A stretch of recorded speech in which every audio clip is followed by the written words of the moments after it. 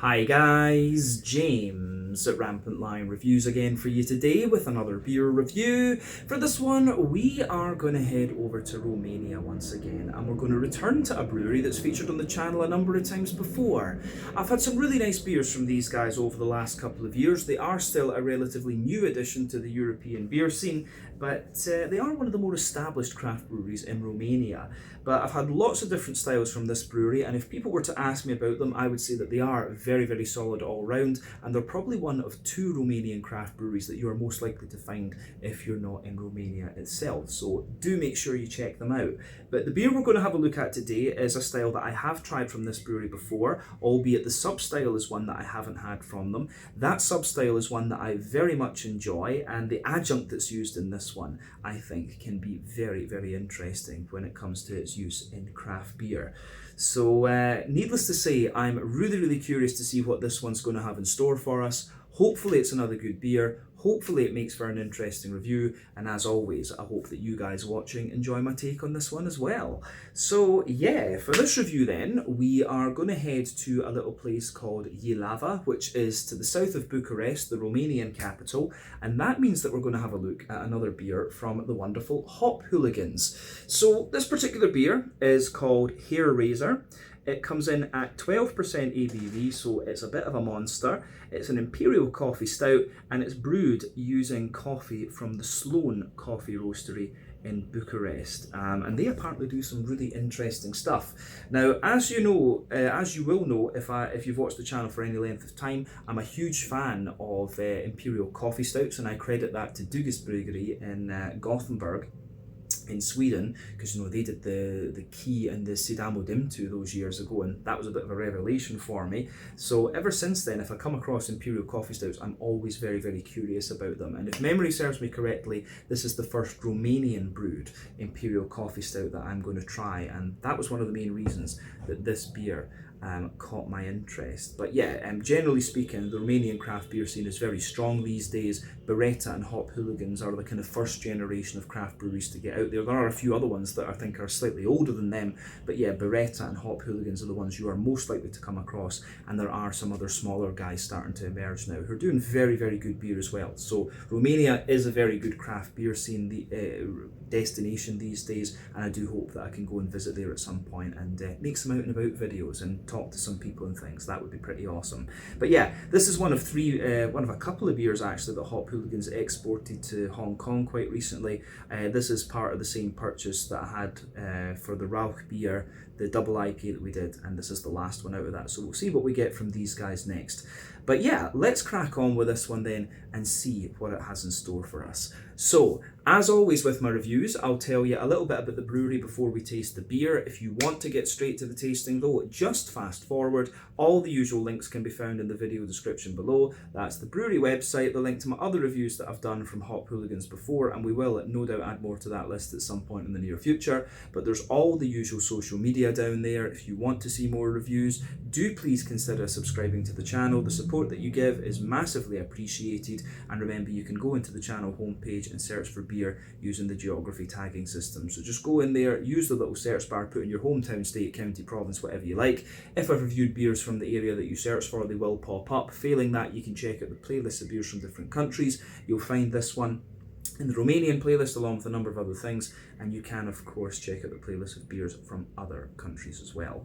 But yeah, let's go into my brewery notes then, and I'll tell you a wee bit about Hop Hooligans once again then. So Hop Hooligans, as I've mentioned to you already, are based in Jilava, which is to the south of Bucharest in Romania, and the company has been active since 2016, and it was founded by two guys, Cristian Mihai Dinu and Mircea Georgescu, and I will apologise in advance for any bad Romanian pronunciations in this video. Really not familiar with the language at all. But the story of Hop Hooligans began when Cristi and Mircea teamed up with Petre Ion, who was the founder of Beer O'Clock, and this was one of the first craft beer bars in all of Romania.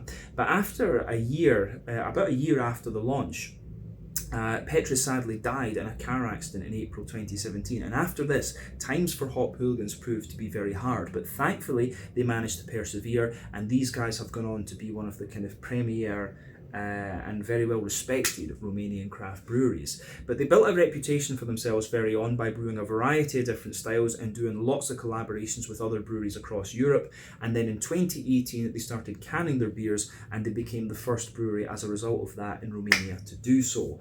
But the following year they teamed up with Beretta, who are the other half of probably the two most well-known, can't speak English today, the two most well-known Romanian craft breweries, and they organised Haze Fest, which was Romania's very first craft beer festival. So I think at some point I will need to go to Romania and visit Haze Fest. That could be very, very fun.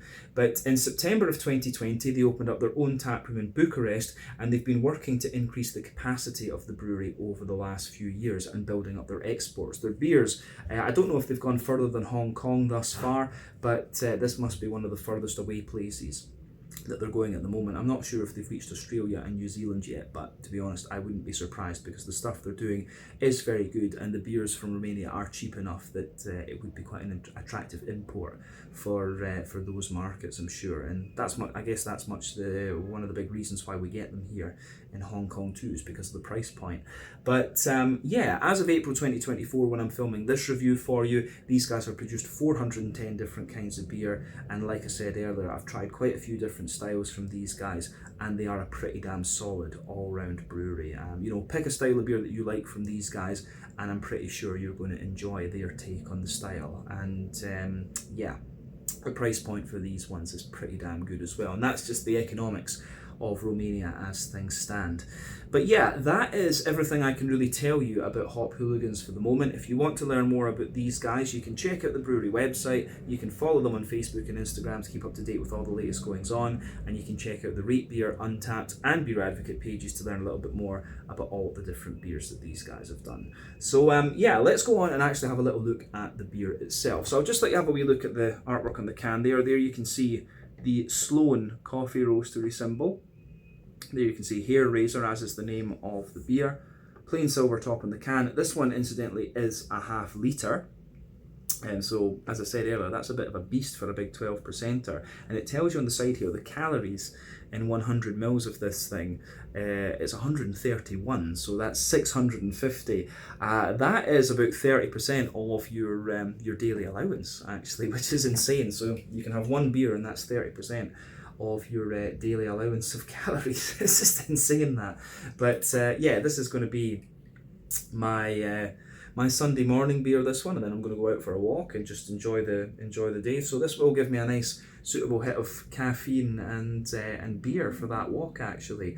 So yeah, a bit of a beast, this one, needless to say. So it tells you on the side here, get ready for a different type of rush. It's not the usual jittery, over-caffeinated, inch-high double ristretto shakes, feasting on your despair for a good few hours until you crash down as if from some Colombian heights to cold stone sea level. It's something extra sweet and fuzzy that will tickle and prickle your senses from now until you're finally enveloped into a warm blanket of deep distilled snooze, which for some might also be despair. Oh well. So it tells you, this is the other cool thing about Hop Hooligans, they always put the ingredients on the list here, which is nice. So in the malt base, we've got Golden Promise, oat malt, barley flakes, carrot aroma, pale chocolate, DRC, can't remember what that stands for actually, brown malt, chocolate, roasted barley and black malt. Under hops it says nobody cares. The coffee in this one is Colombia Jairo Arcila peach coffee, and it uses the WLP001 yeast actually. But yeah, as we said earlier, 12% Imperial coffee stout, this one with coffee from Sloane in Bucharest. Let's get this guy out into the glass and see what it has in store for us. If memory serves me correctly, this is another beer that I bought from Gur Beer in the One Mall in Tsimsha here in Hong Kong. But it might also have come from Sol Bubbles Club. I'm not 100% sure about this one. I think I got this at Gur Beer actually. So yeah, I'll put the link to both of those places in the video description for you below, and you can check them out. But anyway, you can see that when this beer poured, it had about a quarter to a 1/3 finger of a frothy, I would say, dark tan head. That has faded away to be pretty much nothing, which to be honest is kind of what you would expect. This beer though, interestingly, it did contain wheat, no? No, it doesn't contain wheat. That might be a reason why the head has disappeared so quickly on this one. There's virtually no head on that. But you can see this beer has poured a lovely, dark, ebony sort of rosewood colour. It's not far off the colour of my t-shirt, to be honest with you. But, you know, the light shines through the side. You can see there's a little touch of like there is a little touch of a kind of Coca-Cola coloured edge to this one, which is quite nice. One or two big bubbles sticking toward the side of the glass, a few little ones going up toward the surface of the beer there, and just a little, you know, a few bubbles on the ring around the edge of it too. But yeah, this beer pretty much black as you like. Remember, the colour of your beer depends on a few things. One, the type of malts that you use. This goes a long way to determining your EBC rating. Two, length of your wort boil is also going to play a role, because the longer you boil the wort, the more the sugars caramelise, and thus you get a darker colour of beer. But any barrel aging that you do or adjuncts you put into the beer will affect its colour as well. But yeah, when it comes to black beers like Imperial Stouts and Imperial Porters, it's quite difficult to manipulate the colour of those with adjuncts, even if it is something like coffee. I've only ever seen it done once by, I think it was either Puasta or Pojala in Estonia. They used beets and it gave the beer this kind of purple colour to it. But yeah, that is everything we really need to say about the appearance of this beer. I think let's have a wee look at the aroma and see what it's going to have in store for us. But I have a feeling this is going to be a bit of a beast of an aroma. Yeah, that is pretty damn special. Yeah, kind of gives you everything you expect. It comes across as a very, very smooth Imperial coffee stout, and I think this is going to be awesome to drink. So yeah, as I've explained on the channel before, when it comes to using coffee beans in Imperial Stouts, there are a few factors to consider. Obviously, you've got different varieties of bean, which have their own characteristics. You can grow coffee in different parts of the world, so you've got different water profiles and different soil profiles and things like that, which can affect the flavour. But yeah, there's so much you can do in the roasting process as well. But apparently one of the big factors in coffee production is the mazzle, the meters above sea level at which the coffee is grown. Apparently, the higher up you grow the coffee, the more likely you are to get fruity and citrusy flavours and stuff like that out of it. So that's definitely worth bearing in mind when it comes to these beers. But yeah, I don't drink coffee, but I love Imperial coffee stouts, which is a very weird thing, to be quite honest with you. Yeah. The aroma of this is lovely. So let's just try and break it down and describe it for you a wee bit more in depth. My Imperial coffee stout reviews always tend to be a little bit longer, so just be aware of that.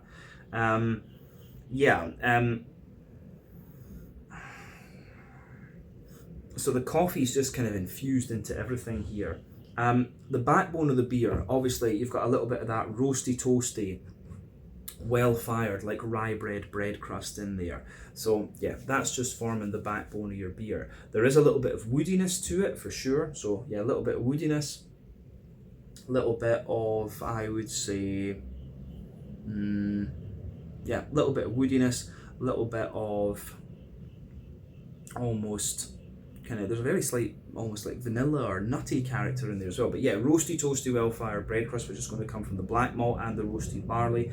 Little touch of woodiness in there. Then above that, you're kind of getting more, there's a lot of rye bread to this one, a lot of wholemeal brown bread.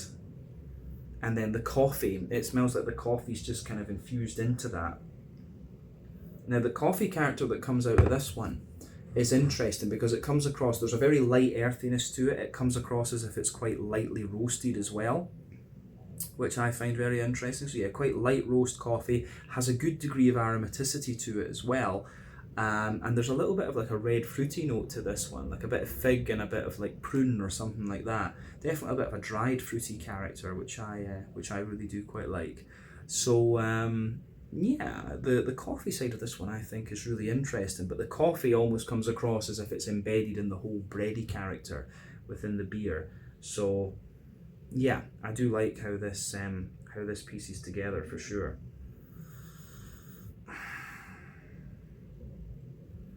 On top of that, you do get little elements of like chocolate. There's almost like a kind of 50-60% cocoa chocolate type vibe to this one. There's not too much in the way of brown sugar. There is a little bit of like treacle molasses going on and a little bit of toasty caramel, but yeah, not overly much.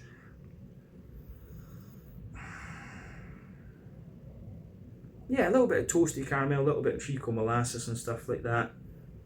And yeah, the way that this that it goes together in that particular regard, I think, is quite nice.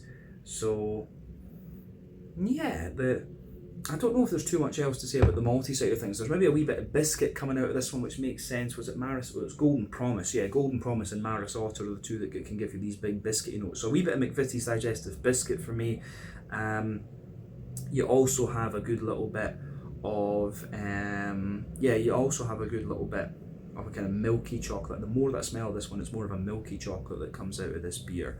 So yeah, really interesting stuff. Nothing unexpected when you think about the style and sub-style that this beer is, but just a really, really well done beer, which is what you'd expect if you know this brewery. Yeah, on the hoppy side of things then, let's focus at that. And I did like that, how they said on the side, yeah, nobody cares about the hops. I think it's interesting to know they've maybe used a little bit of like Galena or something like that in this one, or I don't know. I'm always curious to know the hops anyway. It's interesting to know what hops are good to use in stouts. But anyway, on the hoppy side of things with this beer, you do have a nice little bit of earthiness in there. There's a good little bit of herbal character as well. Yeah, little touch of floral note, little bit of grassiness, but all in all, it's not, there's not too much, nothing particularly unusual about this beer. Yeah, nothing particularly unusual about this beer in the hoppy side of things. The hops, of course, take a back seat because Imperial Stouts are not the most hop forward of beers, but still, I like it. I do like what this beer has to offer in that regard. A little bit of grassiness, a little bit of floral note, and a wee touch of earthiness, all to be expected. Yeah, on the fruity side of things then, I like, with this one, again, it's kind of what you'd expect. There's a little bit of juicy plum. So yeah, wee bit of juicy plum. Yeah, juicy plum, a little bit of a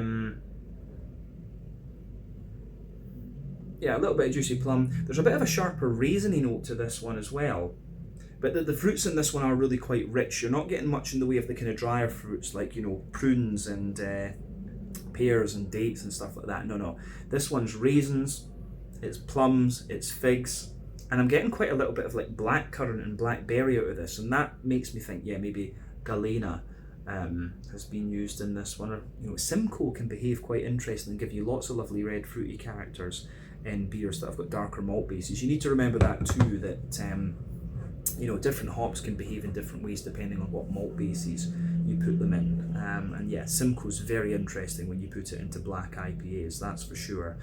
Yeah, I don't know if there's anything else to say about the aroma of this particular beer other than that it's pretty damn awesome. And just in terms of the aroma, I'm quite curious to see how that translates into the flavour of this beer, because, you know, with stouts there's a few things that you can do. You know, you can do longer wort boil to get more complex leathery notes out of the beer, or you can do double mash to give you that big sticky mouthfeel. But I'm quite curious to see what approach has been taken here. And as I say, the calorie count in this one is pretty incredible, to be honest with you. So yeah, as I always say, take a little bit of time just to enjoy the aroma of the beer before you get stuck into it. But I think it's going to be quite an interesting beer, this one. I just noticed on the side there, I think that's like the peach plants on this one. You can see that's what that is. I think that's like a peach tree, actually, that's meant to be portrayed in there along with the coffee. So yeah, Colombian coffee is quite aromatic and quite bright when I think about the other Imperial coffee stouts that I've had. But yeah, I think it's about time that we taste this one now then and see what it's all about. So this is the Hair Raiser, a 12% Imperial coffee stout with Colombian peach infused coffee of some description from Sloanes Coffee Roastery in Bucharest in Romania. And this is the Hop Hooligans beer from Jilava. Let's get stuck in. Slanje, skål, cheers, or as they say in Romania, noroc.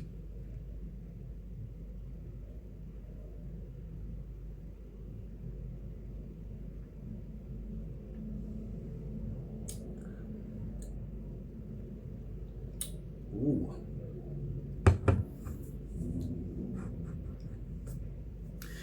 That's interesting, because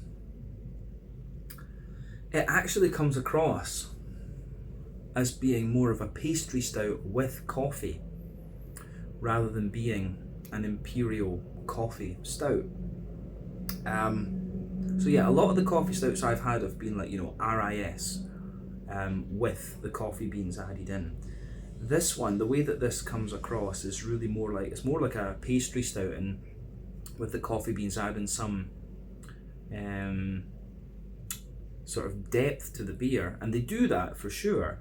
But this is actually one of these kind of sweeter Imperial pastry stouts, and as I've said on the channel before, I'm not the biggest fan of Imperial pastry stouts. They can really be a hit or a miss for me, to be quite honest with you.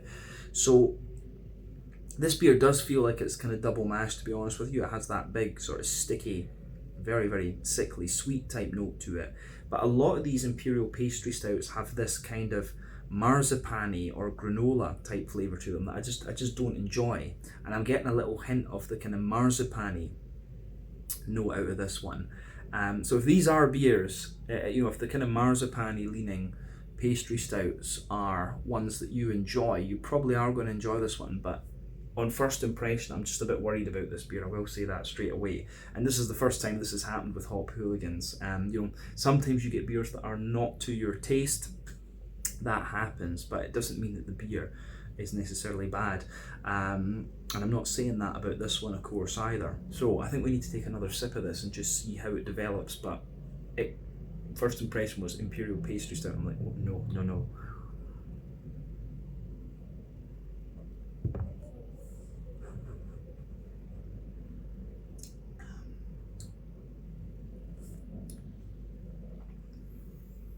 Yeah, at the same time though, on that second sip, I'm very much wondering how much of that character is coming from the coffee in this one, because it does have that very kind of dried, peachy type flavour to it. So I may be kind of mixing up that sort of marzipan-y flavour with just, you know, aftertaste of the coffee. So this beer definitely is giving me food for thought, and that's good. You know, if you do 4,000 odd beer reviews, you do want beers that are going to test your palate a little bit.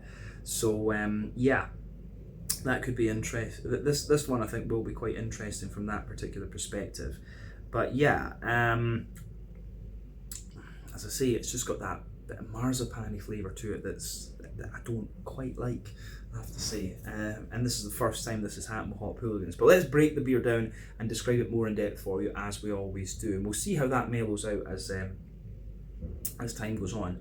But yeah, middle third of your palate with this beer then. The backbone of the beer is that roasty, toasty, well-fired bread crust in there. Just that roasty black malt. As you move further forward, as you move further forward with this one, you get a little bit more woody character out of the malt base, but like I say, the roasted barley and the black malt in this one are giving you that well-fired, like charred, bread crusty character. So yeah.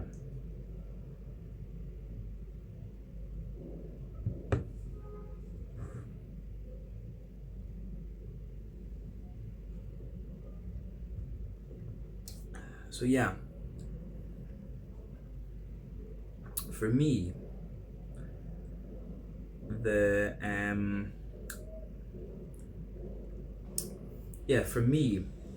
you get a little bit further forward on that middle 30 palate. You do get a little bit of woodiness out of this one, and then above that, you're getting this almost like cakey layer, which is like chocolate brownie or chocolate muffin level consistency. So it's kind of like that. It's quite dense and quite sweet.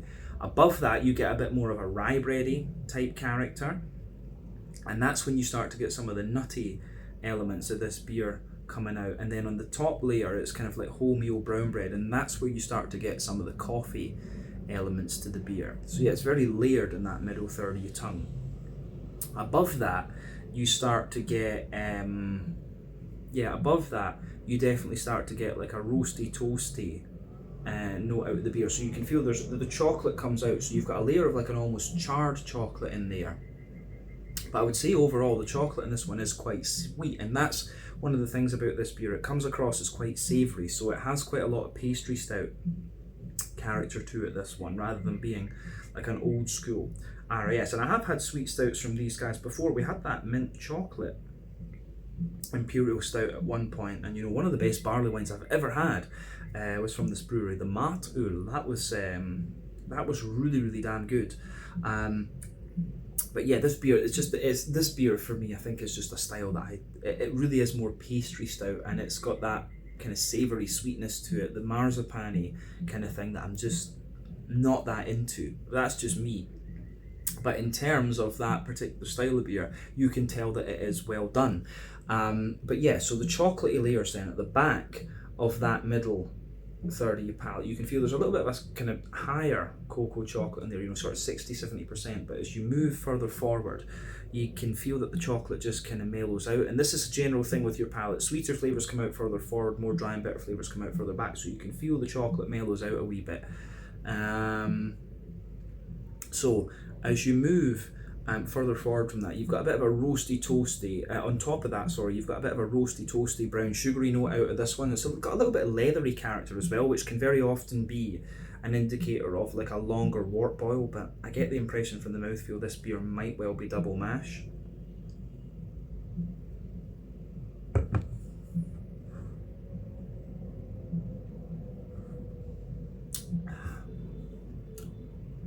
So yeah, you've got that leathery, you've got the toasty brown sugar, the leathery brown sugar, then in the dead centre of your palate you do have a wee touch of that kind of dry treacle molasses type note out of this one. But I will point out that this beer is very, very dry in terms of its sweetness, and you know, more of that coffee note comes out of the beer into the aftertaste. So for me, the coffee actually comes out more in the back third of the palate. So let's focus on the back third of the palate then. Border region between front third and between middle third and back third of your palate then, sorry, is that you've got that kind of cakey brownie sort of note in the base, the rye bread underneath that, then the more wholemeal brown bready character on the top. But that's where you start to get the coffee. And as I've often said, the back third of your palate will give you similar flavours to the middle third of your palate, just at different intensities. But yeah, the base of that back third of your palate, you've got that lovely kind of roasty, toasty, well-fired bread crust in there. Above that, you get a sort of cakey, crusty type layer. Then you can feel the sort of chocolate muffin type thing to this one, which feels a little bit lighter and a little bit more taller and airy for sure. Then above that, you have more of above all of that, you start to get a little bit more of a kind of rye bready layer, which feels quite light and airy and has a degree of sweetness to it as well. Then you've got the wholemeal brown bready character sitting above that, and then above everything else you can feel the sort of roasty, toasty, charred chocolate just sitting on top as well. So yeah, the coffee sits above that sort of charred chocolate layer on the back third of the palate. So let's look at the actual flavours of the coffee then.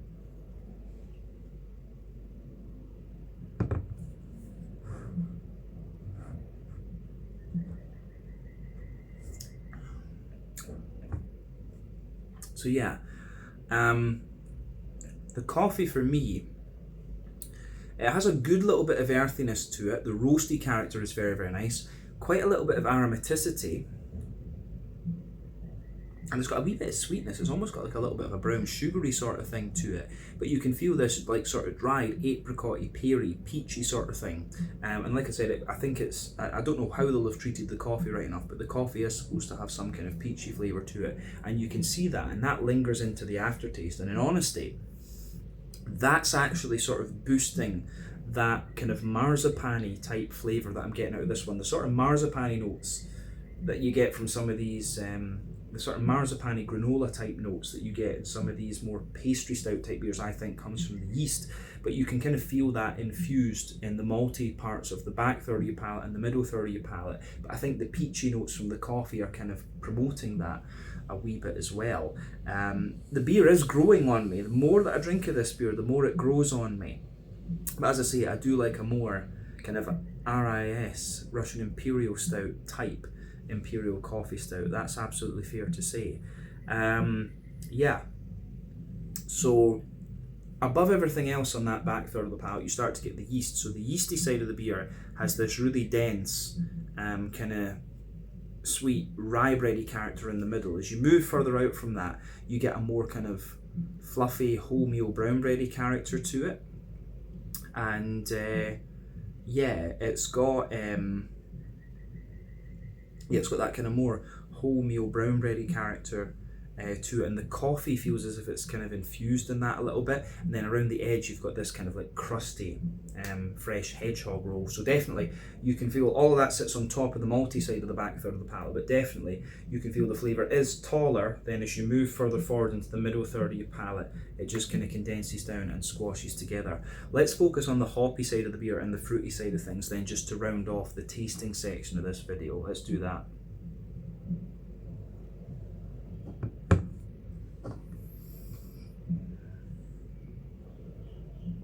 So the hoppy side of this beer obviously is not too prominent. I mean, you could probably tell me there's no hops in this one, which might be the reason behind why they're saying nobody cares. I wouldn't be surprised, in all honesty. But the hops in this one are very light. If anything, there's a little touch of earthiness in there. As you move further forward, it's a little bit herbal, and you do get that little bit of floral aromaticity there, and then a wee bit of grassiness round on the front corners, and then round the front curve of your tongue it's a little bit lighter and grassy. It wouldn't be hard to convince me there's no hops in this one, because the sides of your palate are very, very smooth, and you would expect at least just a little bit of bitterness in here. But it says this one should be, I think this was canned in December of 2023, and because it says it's best consumed before 22nd of 12th, 2025. So I've got a feeling this one was canned fairly recently. So the fact that there's not really any bitterness to this beer at all makes me think maybe they didn't use hops. Either that or the malt and it's just completely suppressing everything. But that's quite unusual. I'd love to see the brew sheet of this just to see exactly what they're doing. But let's focus on that front third of your palate then. So border region between front third and middle third of your palate, you get that nice little bit of kind of bready build up in there. You've got this sort of sponge cakey, muffiny, brownie type thing, the rye bread, the brown bread above that, then the base of that front third of your palate, you've got the roasty toasty,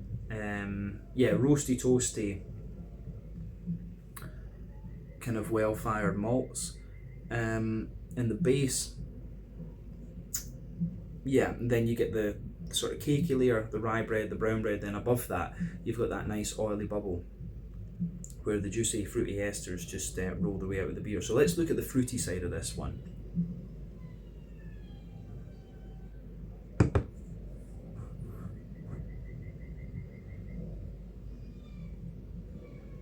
The fruity side of this beer for me is kind of what I picked up in the aroma. So you've got a wee bit, it doesn't really have a raisiny sharpness to it. There's juicy plum in there. There is a wee bit of like prune and date and stuff like that in the base, but not too much. So I'd say plum, fig, but really this beer leans toward like a kind of black curranty type thing. I've always said that currants are a little bit less juicy and sharp than berries, if you like. So for me it's a good little bit of oil, of juicy fig and black currant that you get out of this one rather than anything else. But certainly some plum, certainly a bit of fig and a wee bit of black currant, maybe even a little hint of blackberry just behind the very front tip of the tongue. But overall the fruity character is quite mild in this one. This is more like a kind of, it's like a coffee pastry stout, this one. It's very kind of savoury actually. So like I said, this beer has kind of grown on me the more that I've drank of it. This was going to be my Sunday morning beer, if you like. It's 630 calories. This thing is a breakfast in itself. But it's nice. It has grown on me the more that I've drank of it. So I'm going to sit and sip the rest of it, then go out for a wee walk, and we'll see. But like I say, it's taken me a bit of time to get used to this, just because of the pastry stout characteristics that it has. It has like sort of 60. About 60, maybe 75%, somewhere in that region, pastry stout type quality, but then the coffee beans are just adding a more depth to the beer. So it's not, pardon me, the sort of RIS type Imperial coffee stout that I'm more accustomed to, I would say. But it's a nice beer. It's well done. If you like the sort of marzipan-y granola type Imperial pastry stouts, you will enjoy this one. As I say, for me, those are just not, I prefer the old RIS ones, let's just put it that way. But let's round off this review then with a wee look at the mouthfeel.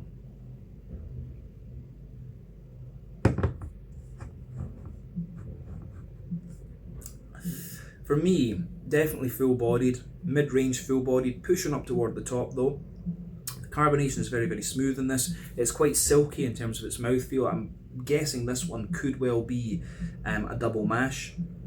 In terms of the IBU count with this beer, 40 or 50 IBUs. You know, the coffee is giving you quite a little bit of bitterness in this one, but overall the sort of pastry stout status that this beer has, the malt base gives you a hell of a lot of smoothness and a lingering dry sweetness into the aftertaste, which I do like. And then yeah, you've got a little bit of a kind of juicy fruity note coming out of this one too.